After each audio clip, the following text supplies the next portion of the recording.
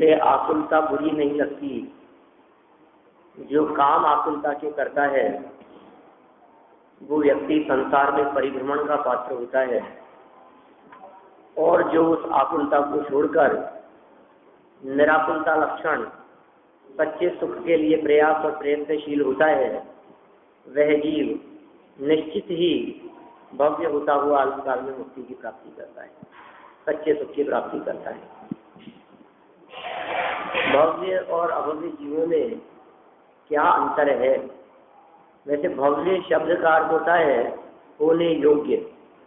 भू धातु है, भू धातु से भव्य शब्द बना है, और भव्य का अर्थ है होने योग्य, और अभव्य का अर्थ है नहीं होने योग्य। इसे शब्दार्थ हुआ।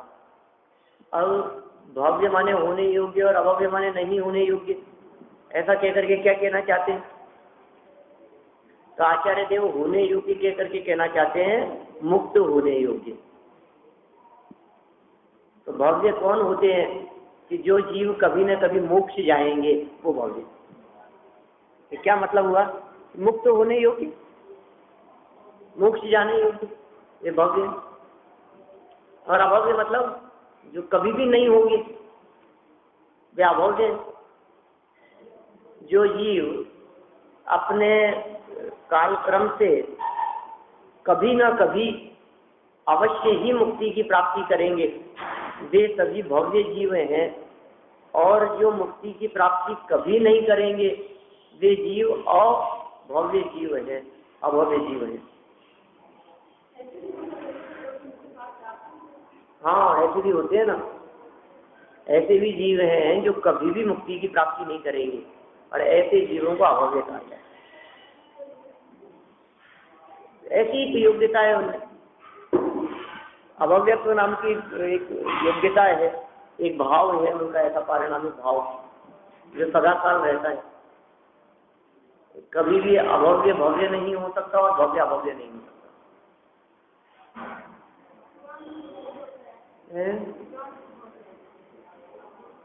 अभव्य ही है, मानो अभव्य शरीर का ही है, जिसकी भव्यता दूर होती चली जाती है, दूर दूर भव्य। हाँ बिल्कुल, कभी नहीं पकेगा वो। ठोल्डू कहते हैं, मूंग कुछ ऐसे होते हैं जो पकते हुए, कुछ एकाध दाना ऐसा होता है उसमें जो पकता नहीं। ठल्डू, ठल्डा, ठोल्डू, जो कुछ भी कहना हो आपको उसके बारे में, लेकिन वो पकता नहीं है। कितने समय तक उनको इकट्ठा निकाल करके कितने समय तक उनको पकाया जाए अलग से, वो पक जाए, कभी नहीं पकेंगे, कभी नहीं सीजेंगे। तो जो कभी नहीं सीजते वे अभव्य, जो भविष्य में कभी भी नहीं सीजेंगे वे अभव्य। इस तरह से भव्य और अभव्य शब्द का अर्थ है, लेकिन इसकी व्याख्या कुछ अलग प्रकार से यहाँ करना चाहते हैं। नहीं, ऐसा नहीं, चारों गतियों में परिभ्रमण करते रहे, निगूढ़ की अनिवार्यता नहीं है। देखिए, श्रुत ज्ञान की भावना में प्रवृत्त भव्यों और अभव्यों को क्या क्या फल होता है, यह बात आगामी छंद में कहते हैं। 176 नंबर का छंद है और अनुष्टुप श्लोक है। देखिए,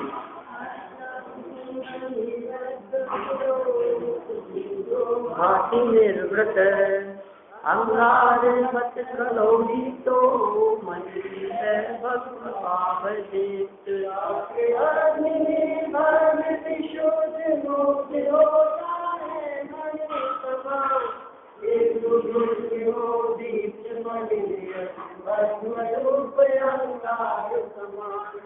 देखो आप कैसा है, शास्त्र रूपी अग्नि में भव्य जीव तो विशुद्ध हो जाता है, वो मुक्त होता है मणि के समान।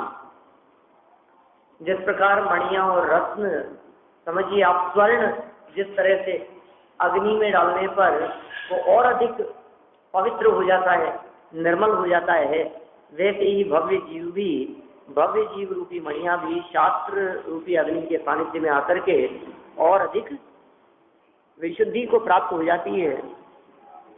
पवित्रता को प्राप्त होती है। और अंगारवद खलोदितो, जो खल है, दुष्ट है, खल मतलब दुष्ट, खलनायक, नायक मतलब तो एक्टर, नायक मतलब तो एक्टिंग करने वाला, सभी नायक है, नायक तो सभी हैं, लेकिन उन नायकों में जो दुष्ट नायक हैं वे खलनायक कहलाते। तो खलौ दुष्ट, अंगारवत खलौ दिखतो, अंगार के समान वो जो दुष्ट है वो जलता रहता है। मली व भस्म व भवेत, भस्म रूप अंगारे के समान है, माने भव्य जीव मणियों के समान कहे गए हैं और अभव्य जीव दुष्ट अंगारों के समान कहे गए हैं जो भस्म हो जाते हैं। अर्थ देखिए इसका, भव्य जीव शास्त्र रूपी अग्नि में असली पुष्प राग रत्न के समान मल रहित होते हुए विशुद्ध निर्मलता से सुशोभित होते हैं। क्या कह रहे हैं? भव्य जीव शास्त्र रूपी अग्नि में, शास्त्र रूपी अग्नि, शास्त्र के लिए भी अग्नि शब्द का प्रयोग कर रहे हो आप। यहाँ हाँ, अग्नि में कई तरह के गुण होते हैं। अग्नि यदि भस्म करने का काम करती है तो अग्नि प्रकाशित करने का काम भी करती है। अग्नि यदि किसी को नष्ट करने का, भस्म कर देने का, अभाव घात कर देने का काम करती है, तो वही अग्नि मलिनता को नाश कर पवित्रता को और उज्ज्वलता को प्रकट करने का काम भी करती है। हाँ, दाह्य प्रकाशक दोनों प्रकार के गुण हैं उसमें। देखिए कह रहे हैं भव्य जीव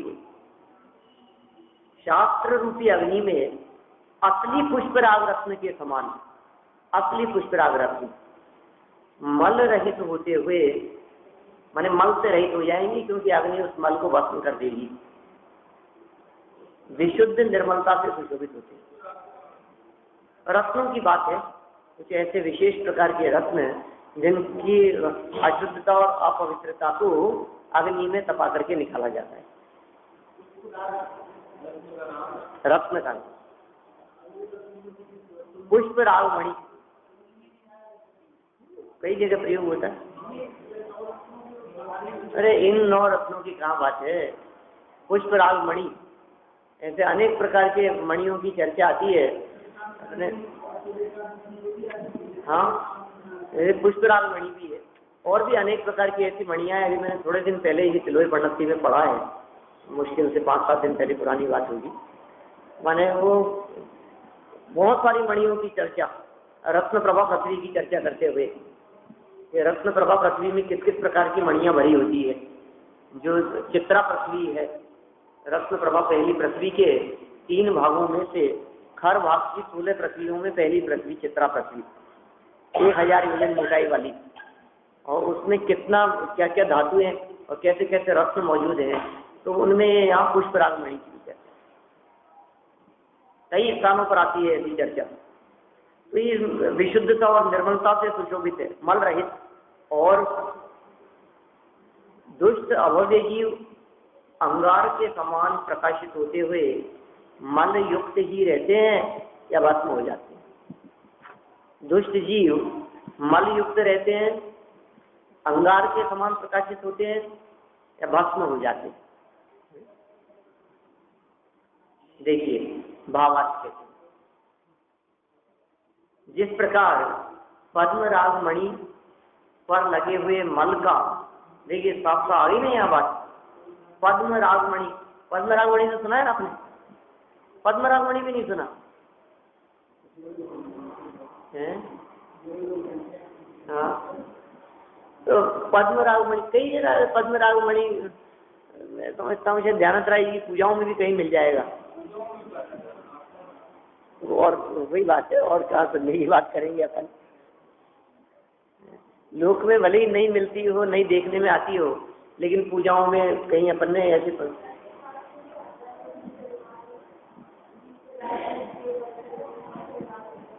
पद्म राग सम शांत। देखिए यहाँ क्या कह रहे हैं, जिस प्रकार पद्म राग मणि पर लगे हुए मल का अग्नि द्वारा नाश होने पर वह शुद्ध भाव रूप प्रकट होता हुआ भाषित होता है, शुद्ध भाव रूप भाषित होता है, अग्नि के द्वारा उसके मल का नाश हो जाता है। लेकिन ईंधन का अंगारा अग्नि से प्रकाशित तो होता है। अब ईंधन का अंगारा वो अग्नि से प्रकाशित तो होता है, परंतु बाद में या तो कोयला रूप मैला या काला हो जाता है अथवा भस्म होकर राख हो जाता है। उसी प्रकार धर्मात्मा भव्य जीव शास्त्राभ्यास द्वारा अज्ञान और रागादि मल का नाश होने से सिद्ध पद को पाकर शुद्ध स्वभाव रूप होता हुआ प्रशंसनीय होता है। ये तो हो गई भव्य जीव की बात। भव्यत्व का फल बता रहे हैं। भव्य का क्या फल है, भव्य जीव को कैसा फल मिलता है, तो ये कह रहे हैं अज्ञान रागादि मल का नाश हो जाता है। कैसे होता है, शास्त्राभ्यास द्वारा। सिद्धि किस चीज की होगी कि इस मल का नाश होने पर सिद्ध पद की प्राप्ति हो जाती है, शुद्ध स्वभाव परिणमित हो जाता है, वह प्रशंसनीय होता है। और अधर्मी अभव्य जीव शास्त्राभ्यास द्वारा पदार्थों को जानता हुआ प्रसिद्ध तो हो जाता है। देखो आप, भव्य जीव शास्त्राभ्यास से अज्ञान और रागादि का नाश करता है और अभव्य जीव भी शास्त्राभ्यास करता है, किंतु प्रसिद्ध तो हो जाता है परंतु रागादि दोषों से मैला ही रहता है। गुड़ दूध पीता हुआ भी निर्विष न होता सर्प ज्यों, त्यों भली भांति शास्त्र पढ़कर अभवी प्रकृति ना तजे। आचार्य कुंदकुल स्वामी की मूल गाथा है, गाथा नंबर 317 होना चाहिए समय सार की। क्या कहा है, गुड़ और दूध का सेवन करता हुआ भी सर्प ऐसा नहीं है कि जहर की जगह थोड़ा सा अमृत मिठास बनाने लगे। कितना भी गुड़ दूध पिए तो भी वो जहर क्या करे, जहर ही बनाएगा। वो सर्प जहर ही उगलने का काम करता है, जहर ही बनाने का काम करता है। उसी प्रकार अभव्य जीव शास्त्र पढ़ करके भी त्यों भली भांति शास्त्र पढ़कर अभव्य जीव प्रकृतियों का नाश नहीं करता, उसके कर्म प्रकृति अभाव नाश को प्राप्त नहीं होती। फिर क्या करता है, अपने मिथ्यात्व का पोषण करता है, अपनी कषाय का पोषण करता है, अपने राग भाव का पोषण करता है, अपने विकार का पोषण करता है, अपनी पूर्व मान्यता का पोषण करता है। पहले से अपनी जो विपरीत मान्यता चली आई है, अपनी उस विपरीत मान्यता को ही पोषण करने का, उसे पोषित करने का कार्य वह ज्ञानी अभव्य शास्त्र के द्वारा निश्चय आभासी हो जाता है, व्यवहार आभासी हो जाता है, उभयाभासी हो जाता है, अपने अपने मतलब की बात निकालता रहता है। देखो देखो शास्त्र में लिखा है ना, ऐसा हम थोड़ी नहीं कह रहे, शास्त्र कह रहे हैं ये बात। तो ख्वाजे नमाज मत पढ़, कुरान में लिखा है नमाज मत पढ़। हम नहीं पढ़ते हैं तो क्या क्या गलत करते, तो क्या हो गया उसमें, साफ साफ लिखा है ना नमाज मत पढ़।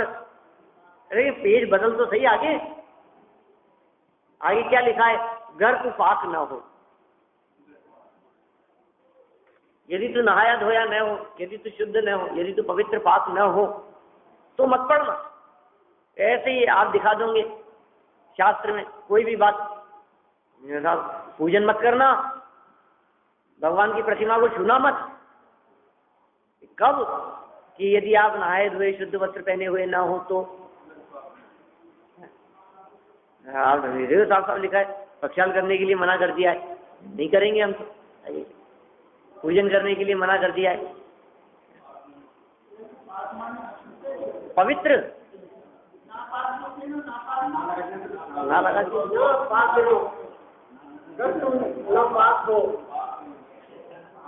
को पाक न हो, पाक माने पवित्र, पाक स्थान। हिंदुस्तान को विभाजन करके उन्होंने अपने क्षेत्र का नाम पाकिस्तान रखा, पवित्र स्थान। पाक माने पवित्र। अब वो पाकिस्तान का प्रयोग लोग किस अर्थ में करने लगे वो अलग बात है, लेकिन पाक शब्द का अर्थ है पवित्र। उन्होंने अपने देश का नाम विभाजन होने के बाद, पहले पाकिस्तान नहीं था, पहले एक ही था, अखंड अखंड देश था, पूरा हिंदुस्तान था, अखंड भारत देश था।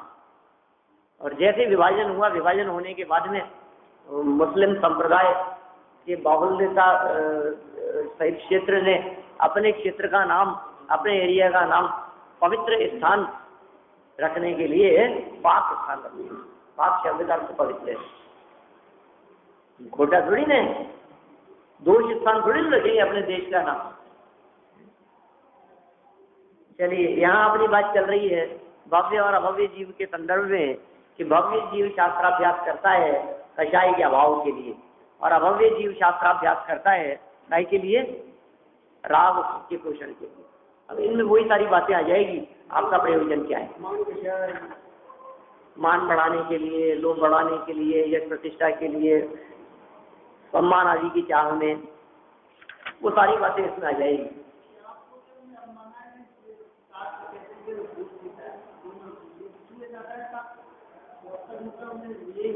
जे ख्याति लाभ पूजा चाह, धरि करन विविध विधि देह दाह, आत्म अनात्म के ज्ञानहीन, जे जे करनी तन करन छीन, वे सब मिथ्या चारित्र त्याग, अब आत्म के हित पंथ लाभ। दौलत राम जी की पंक्तियां हैं, चढ़ावा की दूसरी डाल दी। मिथ्या दर्शन, मिथ्या ज्ञान, मिथ्या चारित्र का वर्णन करते हुए यहाँ मिथ्या चारित्र और ग्रहित मिथ्या चारित्र का वर्णन करते हुए वे कहते हैं जो जीव ख्याति, लाभ, पूजा प्रतिष्ठा इनकी चाह में फंस गए हो, प्रतिष्ठा मिलेगी, मान सम्मान मिलेगा, लोग कहें महाराज, लोग कहें विद्वान, लोग कहें ज्ञानी, अरे साहब ये तो बहुत धर्मात्मा है, इतना सुनने में ही हमारे को संतोष होता है। कोई व्यक्ति आपको 2-4 बार कह दे अरे साहब आप तो बहुत धर्मात्मा हो, तो आपने वो अंदर से लगने लगता है जैसे तो बहुत बड़ा काम हो गया। सड़क चलते कोई व्यक्ति यदि कह दे अरे ये तो बहुत धर्मात्मा है, कोई आस पड़ोस में दुकान वाले ये कह देंगे तो बहुत धर्मात्मा है, रोजाना मंदिर जाते हैं, तो 4 लोगों के बीच में आपको धर्मात्मा कह दे तो आपको लगता है कि बहुत बड़ा काम हो गया। वे आपको धर्मात्मा कह रहे हैं, कौन लोग जो स्वयं धर्मात्मा नहीं है, कौन लोग स्वयं बेईमान है, धोखेबाज, अनित्य अन्याय में उलझे हुए हैं, वे लोग आपको धर्मात्मा का लेवल दे रहे हैं, तो आपको लग रहा है कि हाँ बहुत बड़ा काम हो गया। और ये प्रभु परमात्मा, ये आपको परमात्मा कह रहे हैं, आपको कुछ लगता नहीं। ये क्या कह रहे हैं आचार्य देव, तुम परमात्मा हो भैया, मैं वह हूं जो है भगवान, जो मैं हूं वह है भगवान। कौन कह रहा है? ये कह रहे हैं यहाँ आचार्यों ने, यहाँ तुम्हें परमात्मा जैसा देखा है, ये देखा है कि सब आत्मा की अवस्थाएं, अरिहंत सिद्ध आचार्य उपाध्याय साधु, ये सब तुम्हारी ही अवस्थाओं में है, तुम्हारी भावी अवस्थाओं में है, अवस्था बदल करके तुम्हारी यही अवस्थाएं होने वाली है, और फिर भी तुम अपने आप को कमजोर दीनहीन समझते हो, ये तुम्हारा ही दोष है। नहीं तो भव्य जीव रागादि का अभाव करने वाला, और अभव्य जीव कौन? शास्त्राभ्यास द्वारा, माने शास्त्र पढ़ करके, बिना पढ़े हो, नहीं पढ़ते हो, नहीं समझते हो, उनकी तो क्या बात करें, लेकिन पढ़ करके भी प्रसिद्ध तो हो जाता है, लेकिन रागादि दोषों से मैला ही रहता है। कई बातों के संदर्भ में किसी ने कहा कि साहब नीचे देख करके चलो, अरे साहब अपने लिए थोड़ी नहीं नीचे देख के चलने की बात, मुनिराजों के लिए ये तो, मुनिराजों के लिए 4 हाथ जमीन देख करके नीचे देख करके चलने की बात, अपन गाय को चले, अपने लिए नहीं है ये बात। इधर रात्रि भोजन का त्याग करो, रात्रि भोजन का त्याग अपन अभी से ही 5वीं प्रतिमाधारी करते हैं, कथित त्याग प्रतिमा पानी, छठी प्रतिमाधारी रात्रि भोजन त्याग। हमारे कहेगा रात्रि भोजन त्याग अभी थे, हम कोई प्रतिमाधारी थोड़ी ना हो गए। माने देखो आप ऐसा कह करके अब शास्त्र की बात कह रहा है और शास्त्र की बात कह करके अपने कषाय, अपने खान पान उसका पोषण कर रहे हैं। आप उस चीज के माध्यम से किस बात का पोषण कर रहे हैं? कहीं कोई बात किसी प्रसंग में ऐसी कह दी गई हो कि भैया यदि तुझसे रात्रि में खाए बिना न रहा जाता हो तो कम से कम अन्न का तो त्याग कर। तो ये कहता है देखो देखो बिना अन्न की चीज तो खा सकते हैं, लिखा है ना यहाँ पे साफ साफ। क्या लिखा है साफ साफ? जिनागम में तो खाने की बात कहीं नहीं मिलेगी आपको, खाने की बात नहीं मिलेगी, पीने की भी नहीं मिलेगी। कहीं जनागम में ये नहीं कहा गया होगा कि आप ये खा सकते हैं, रात को दूध मलाई खा सकते हैं। किसी शास्त्र में दिखाओ हमारे को नहीं मिल जाए,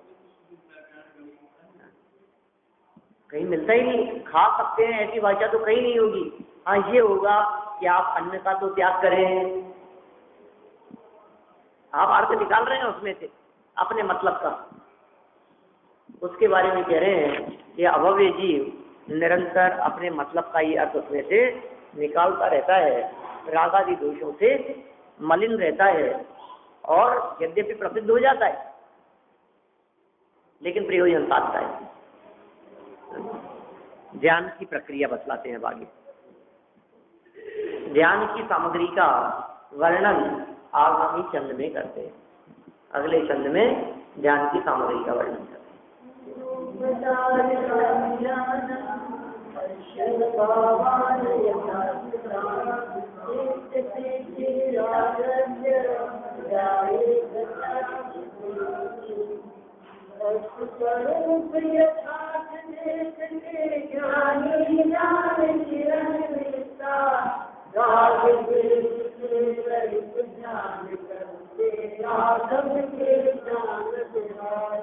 देखिए आप कैसा ध्यान करते हैं, राग द्वेष से रहित ध्यान। ये ध्यान की महत्वपूर्ण विशेषता कह दी है। ध्यान किसके लिए? राग द्वेष से रहित होने के लिए। माने राग द्वेष का अभाव जिसके माध्यम से हो सके वही ध्यान करने के लिए। वस्तु स्वरूप यथार्थ देखते, यथार्थ वस्तु स्वरूप को देखते हैं।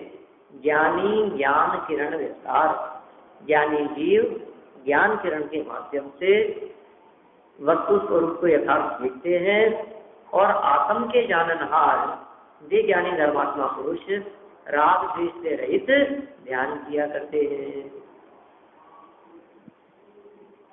आत्मा के जाननहार होने चाहिए। आत्मा का जाननहार होगा तो राग द्वेष से रहित ध्यान करेगा।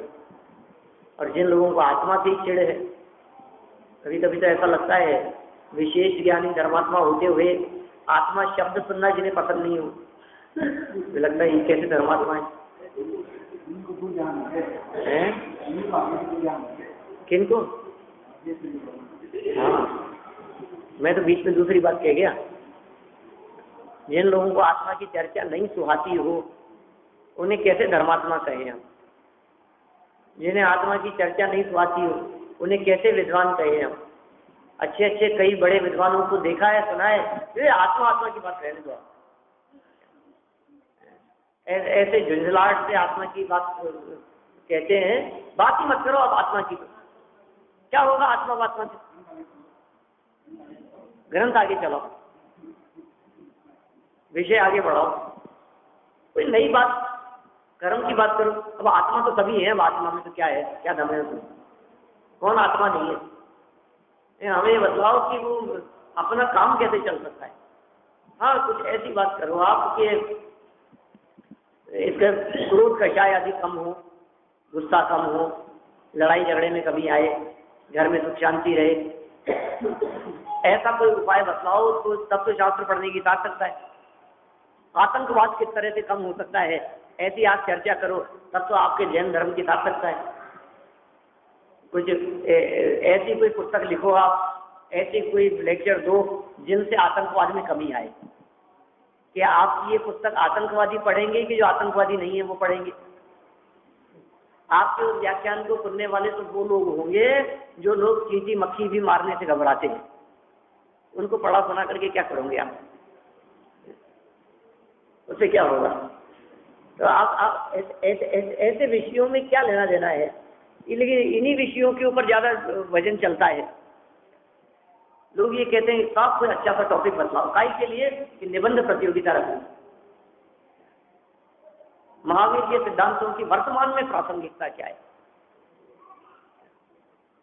आज के समय में हिंसा, बेईमानी, भ्रष्टाचार को कम करने के लिए, इसके लिए भगवान महावीर स्वामी के सिद्धांत कि भ्रष्टाचार को कम करने के लिए, अरे असली भ्रष्टाचार तो अंदर में उत्पन्न होता है राग द्वेष वाला। उस भ्रष्टाचार का जनक राग द्वेष है, कषाय है, और उसको मिटाने का उपाय बतलाया है। जड़ मूल से नाश करने की बात कही है, तुम ऊपर तना और पत्तियां तोड़ने की बात करते हो। ये भगवान महावीर स्वामी के सिद्धांत ये राग द्वेष कषायों को नष्ट करने के लिए हैं। और कैसे होती है राग द्वेष और कषाय नष्ट, तो उसका उपाय बतलाते हुए आचार्य देव ने कहा है आत्मा के जानन मार्ग के नष्ट। वस्तु स्वरूप को जानो, आत्मा को जानो, आत्मा को पहचानो और आत्मा में लीन हो जाओ। ज्ञाता दृष्टा आत्मा की जिसे खबर है वो परमात्मा बन जाते हैं। ज्ञाता दृष्टा आत्मा बन जाओ परमात्मा, ऐसे नारे लगाते हैं छोटे छोटे से बच्चे। ज्ञाता दृष्टा आत्मा बन जाओ परमात्मा। आत्मा ज्ञाता दृष्टा है और उस ज्ञाता दृष्टा आत्मा की जिन्हें खबर है ये परमात्मा बन जाते हैं। देखिए अर्थ में कहते हैं आत्मा के अधिकार रूप अध्यात्म भाव को जानने वाले मुनि बार बार सम्यक ज्ञान को फैलाकर पदार्थों का यथार्थ अवलोकन करते हुए राग द्वेष का भाव करके ध्यान करते हैं। आत्मा के अधिकार रूप अध्यात्म भाव को जानने वाले मुनि, कौन से साधक की बात चल रही है? जो साधक आत्मा के अधिकार रूप अध्यात्म भाव को भाता है, उसकी भावना भाता है, उसे जानने वाला होता है। वो क्या करता है? बार बार सम्यक ज्ञान को फैलाकर, सम्यक ज्ञान के माध्यम से क्या करेगा? पदार्थों का यथार्थ अवलोकन। अपन पहले एक संदर्भ में चर्चा कर चुके हैं, कल परसों में। पदार्थों का यथार्थ अवलोकन, उसमें आत्म पदार्थ का यथार्थ स्वरूप जानना। उसको जानते हुए राग द्वेष का अभाव करके ध्यान करते हैं। अब देखिए पदार्थों की यथार्थ स्वरूप को जानने में राग द्वेष का अभाव हो जाता है। आप पदार्थ, किसी भी पदार्थ का यथार्थ स्वरूप जानेंगे ना, तो आपको उससे होने वाले राग भी कभी नहीं जाएंगे। जगत काय स्वभाव हुआ संदेह वैराग्य। जगत का स्वरूप देख लो, काय का स्वरूप देख लो, स्त्री पुत्रादि का स्वरूप देख लो। इन सब का स्वरूप देख देख करके क्या होता है? राग की कमी होती है, द्वेष की कमी होती है। क्या नाराज होना? स्वरूप ही ऐसा ही है अंदर। ऐसे ही है ये जो बिगड़ता है अपने शरीर की विकृति देखकर और उसका स्वरूप ख्याल में आ जाए कि ये वृद्धावस्था जैसे जैसे होती जाएगी, आंखों से देखना कम और कान से सुनना कम होता चला जाएगा। ये स्वरूप है। तो देह का ऐसा स्वरूप जानकर जो जीव विचार चिंतन किया करते हैं, अब देह की वैसी अवस्था होने पर फिर वे परेशान नहीं होते, दुखी नहीं होते। राग द्वेष और कषाय का अभाव करने का यही उपाय है कि वस्तु स्वरूप का अवलोकन, यथार्थ अवलोकन। भावार्थ देखिए, आत्मज्ञानी जीव ध्यान करते हैं। ध्यान कौन करते हैं? जो आत्मज्ञानी होंगे वे ही ध्यान करते हैं। वे पहले तो आगम, अनुमान आदि रूप सम्यक ज्ञान से जीवादि पदार्थों का निश्चय करते हैं। जीवादि पदार्थों का निश्चय सबसे पहले तो कैसे करेंगे? आगम से और अनुमान आदि से। आगम से निर्णय करें, आगम बतला रहा है कौन सा पदार्थ कैसा है। आगम ही तो बतलाएगा दुनिया में 6 जाति के पदार्थ हैं, जीव, पुद्गल, धर्म, अधर्म, आकाश, काल। ये 6 पदार्थों की चर्चा आगम में की गई है। फिर अनुमान आदि से और सम्यक ज्ञान से अनुमान से, ये जीव है या पुद्गल है, ये अनुमान से। स्मृति, प्रतिविज्ञान, तर्क, अनुमान और आगम, इन सब के माध्यम से किसी भी वस्तु के स्वरूप को गहराई से जानने का करें प्रयास। तो आगम, अनुमान आदि रूप सम्यक ज्ञान से जीवादि पदार्थों का निश्चय करते हैं। कौन करते हैं? कि जो जीव आत्मज्ञानी होते हैं, आत्मज्ञानी जीव जो ध्यान करते हैं, वे जीव पदार्थों का निश्चय करते हैं और यथार्थ श्रद्धान करते हुए जिस प्रकार राग द्वेष न हो, उस प्रकार बाह्य साधन व अंतरंग विचारों से राग द्वेष का नाश करते हैं। एक तो श्रद्धा की दृढ़ता हो गई, फिर जैसे राग द्वेष नहीं हुए, ऐसे दोनों प्रकार के विचारों से बाह्य साधन और अंतरंग विचार। बाह्य साधन कैसे? कि जिनसे राग द्वेष न हुए ऐसे प्रवर्तन करो आप, ऐसे राग रंग के क्रियाकलापों में मत उलझो जिससे राग बढ़ावे, राग बढ़े। टीवी है, सीरियल है, समझो आप, इस तरह के और जो चीजें हैं ना साधन, बाहरी नाटक है, रंगमंच आदि है, मेला आदि है, जिनको देखने से आपको राग बढ़ता हो, विकार और कषाय बढ़ती हो, आप उससे ऐसे बाह्य साधन से बचें और फिर अंतरंग विचार से बचें। दोनों चीजों से बचने की बात कह दी, विकता भी आ जाएगी। सारे चारों प्रकार की कथाएं जो है, विकथाएं, वो सब इसमें शामिल हो जाएगी। बाह्य साधन व अंतरंग विचारों से राग द्वेष का नाश करते हैं। इस प्रकार की सामग्री होने पर ध्यान की सिद्धि होती है, क्योंकि उपयोग की निश्चलता ही ध्यान है। और राग द्वेष होने पर परद्रव्यों में उपयोग भ्रमेगा तो ध्यान कैसे होगा? तो परद्रव्यों में उपयोग नहीं भ्रमे, इसके लिए क्या करें? राग द्वेष नहीं हुए। कथा पदार्थों का निश्चय हुए बिना परद्रव्य इष्ट अनिष्ट बाधित होंगे तो राग द्वेष दूर कैसे होंगे? बोलो। मैंने राग द्वेष को दूर करने के लिए क्या उपाय बतला दिया कि पदार्थ इष्ट अनिष्ट बाधित नहीं होवे, पदार्थ इष्ट अनिष्ट बाधित न होवे, तब जाकर के राग द्वेष दूर होंगे। कोई पदार्थ अच्छा लग रहा है तो आपको उसके प्रति राग हो जाएगा, कोई पदार्थ बुरा लग रहा है तो आपको उसके प्रति द्वेष हो जाएगा। तो एक तो पदार्थों का निश्चय करें, उनको इष्ट अनिष्ट नहीं जाने, इससे राग द्वेष भी दूर होंगे। और अपना ज्ञान पदार्थों को जानने में लगाए बिना पदार्थों का निश्चय कैसे होगा? इसलिए अपने ज्ञान को पदार्थों को जानने में भी लगाएं। देखिए पूरा करते हैं अपन इसको, ऐसी बातें सब नहीं आएगी ना। पदार्थ को जानने का मतलब पदार्थ के स्वरूप को जानना, पदार्थ को जानने का मतलब अच्छा बुरा नहीं, जो जैसा है ऐसी इसकी होनहार है। ये तो जरूर आज हम खरीद करके लाए हैं, कल तक बिगड़ना ही है। परिणमन होना वस्तु का स्वभाव है। एक द्रव्यत्व नाम की शक्ति है जिसके कारण उसमें निरंतर परिणमन होता रहता है। एक अस्तित्व नाम की शक्ति है जिसके कारण वो सदा कायम रहता है। ये दोनों प्रकार की शक्तियां एक ही वस्तु में मौजूद है, तो परिणमन होता रहेगा। तो आज हमारी को अच्छी दिखाई दे रही है, कल खराब हो जाएगी। तो जब हमें पहले नहीं पता है कि खराब हो जाएगी, तो फिर उसके खराब होने पर दुखी होंगे। पहले नहीं पता था खराब हो जाएगी, इसमें क्या होगी? जो सोचता है कि नहीं खराब नहीं हो गए वो दुखी होगा। वो सोचता है खराब कैसे हो गई, नहीं होनी चाहिए थी, अरे अभी तो लाए इसे, अभी से खराब हो गई। तुम लोग ध्यान नहीं रखते हो, अच्छे से नहीं चलाते हो, इतनी जल्दी खराब कर दी, कितने विकल्प करेगा। और जो जानता है जो खराब नहीं है, थोड़े समय बाद में खराब होना ही उसका स्वभाव है, तो राग द्वेष से रहित हो जाता है। देखिए, इसलिए ज्ञान का विस्तार करके, ज्ञान को पदार्थों में लगाकर, पदार्थों का यथार्थ निश्चय करके, राग द्वेष को मिटाकर किसी एक पदार्थ का यथार्थ ध्यान करते हुए अन्य सर्व चिंतन को रोककर ये जीव ध्यान अवस्था को प्राप्त होता है। यह ध्यान साक्षात मोक्ष मार्ग है।